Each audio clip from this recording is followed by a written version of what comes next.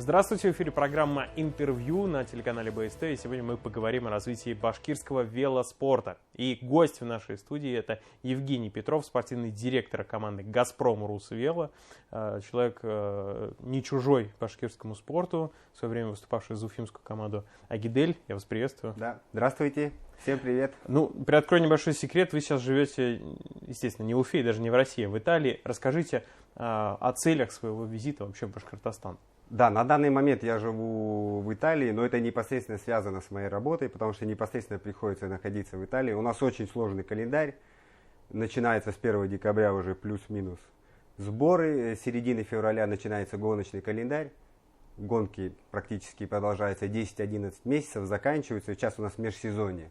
И в межсезонье мы задались некоторыми вопросами развития нашего велосипедного спорта, скажем, в России. Вот именно хотели бы сделать упор на любительский спорт.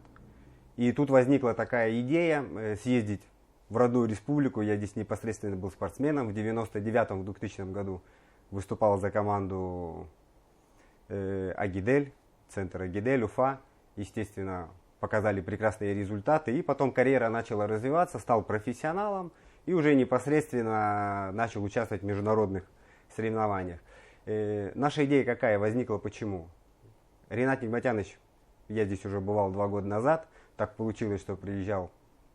Идея возникла посмотреть все школы Рината Нигматяновича. Он сделал прекрасную систему в республике. У него 2 большие школы находятся на Архитектурной и на Первомайской.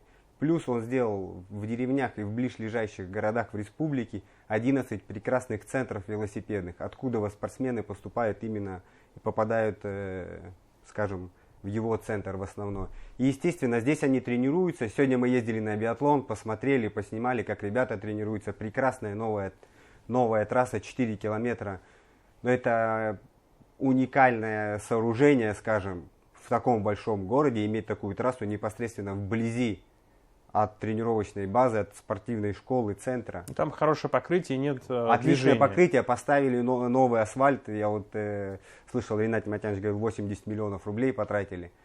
Прекрасная трасса с подъемами, спусками, с крутыми поворотами. Все то, что нужно и необходимо именно для детей этого возраста, начиная от 12 до 17 лет, чтобы приобрести все велосипедные качества, которые им помогут в будущем стать сильными спортсменами. Вы работаете в команде «Газпром Русвело». Расскажите об этой команде. Я так понимаю, что это сильнейшая российская команда, которая шоссейными гонками занимается. Да, это основная наша российская команда на данный момент. Началась она, сейчас я уже точно не вспомню, потому что я еще конкурировал с этой командой, когда был спортсменом. Сейчас я работаю 3-й год в этой команде. В 2011 году, если мне не изменяет память, основана она. Да, наверное, да. Я еще был непосредственно спортсменом, моя карьера закончилась в 2016 году, поэтому я еще конкурировал с ребятами.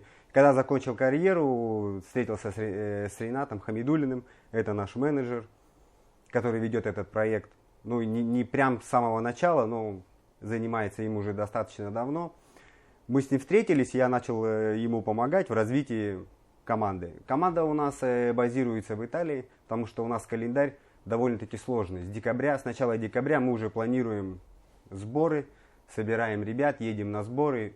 Сейчас еще на данный момент еще не определили, где у нас будет первый сбор. Возможно, это будет Кальпе, декабрьский сбор. Проведем в Кальпе 2 недели.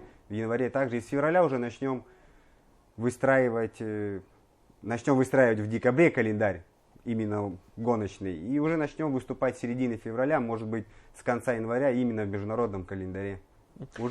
Специфика в том, что в России климатические условия не позволяют круглый год заниматься велоспортом.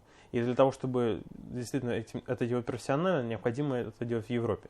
Естественно, понимаете, ситуация. Здесь круглый год можно именно заниматься в Крыму. То, что и делает наша федерация, организовывает соревнования.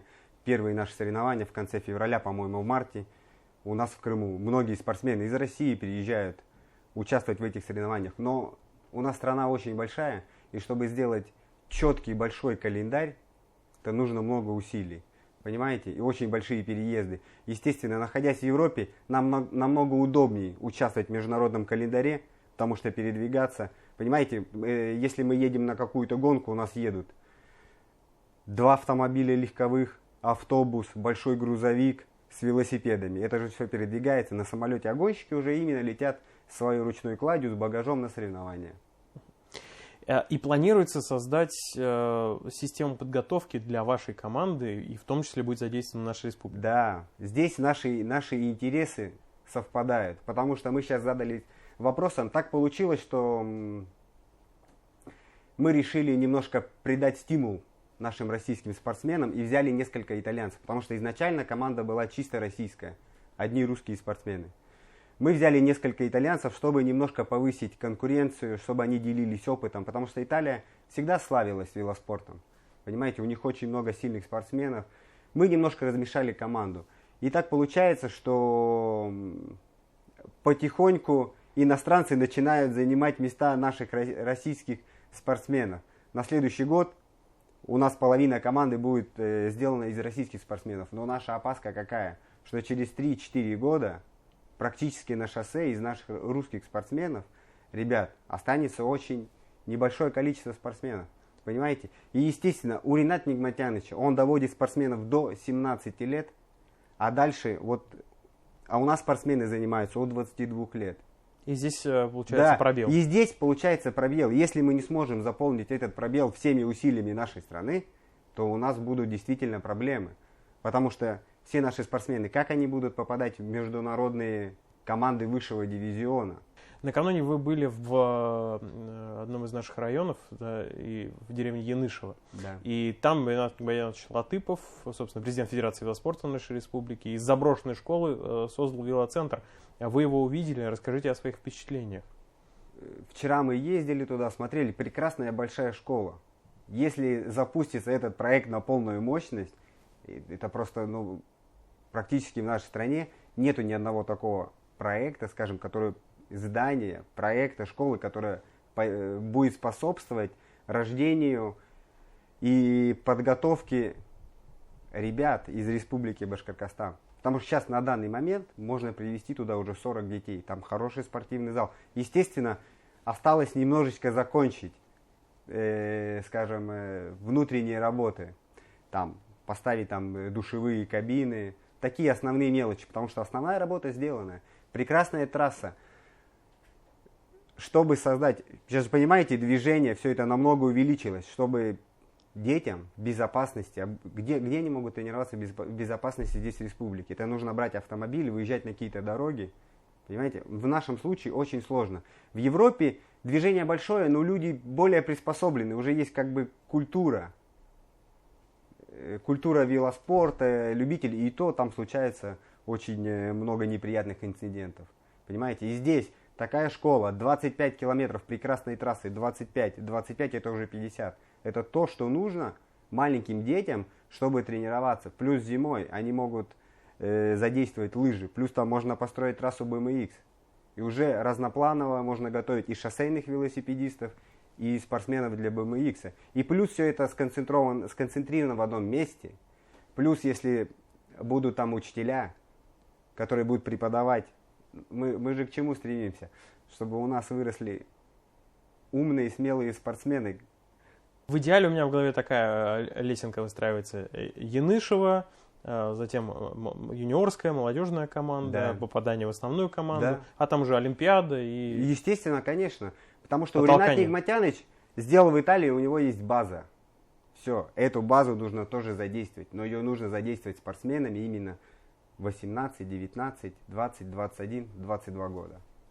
И если когда эта система, скажем, будет задействована, здесь Уфа, она пускает как бы корни для наших спортсменов. Потом нужен стебель. Вот именно вот этот стебель на данный момент, чтобы были плоды. Плоды это у нас получается попадание на чемпионаты мира, на Олимпийские игры. Естественно, когда мы построим вот это дерево, оно уже дало свои корни, но оно должно расти дальше. Понимаете? Вы и сами участвовали, насколько я знаю, в Олимпийских играх? Да, я в 2 Олимпийских играх участвовал. Вспомните о своем олимпийском опыте, что прежде всего вспоминаете? Ну, конечно, я был молодой парень, и вот именно это был 2000 год.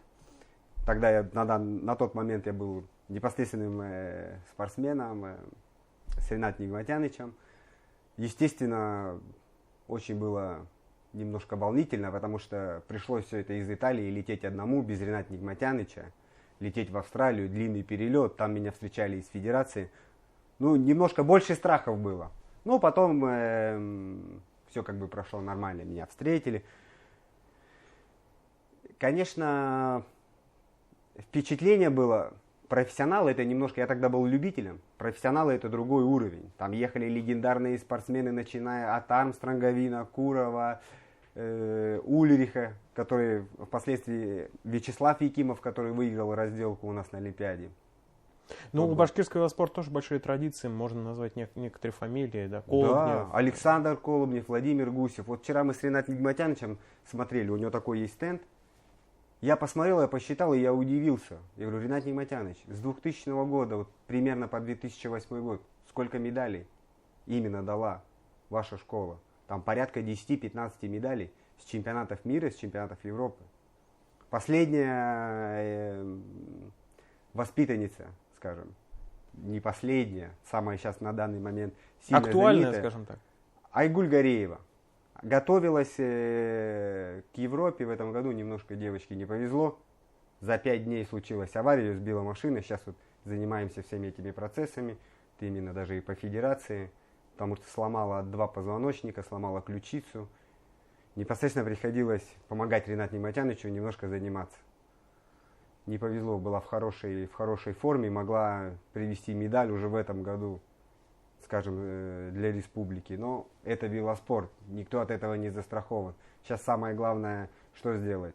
Правильно восстановиться. Сейчас уже связались с доктором из федерации, по линии ФМБ все это сделать, закрутить, чтобы привести спортсмена в порядок, сделать операцию. У него немножко проблемы с нервами возникли, сделать операции нужные, чтобы она уже восстановилась и начала спокойно тренироваться, готовиться, скажем, к международным соревнованиям, которые ее ожидают. Ну что ж, пожелаем Айгуль здоровья прежде всего. Будем надеяться, что башкирские победные традиции в велоспорте будут продолжены. Ну и желаем, конечно, удачи команде «Газпром» Русвелла. Спасибо большое. А я напомню, что у нас в гостях был спортивный директор команды «Газпром» Русвелла Евгений Петров.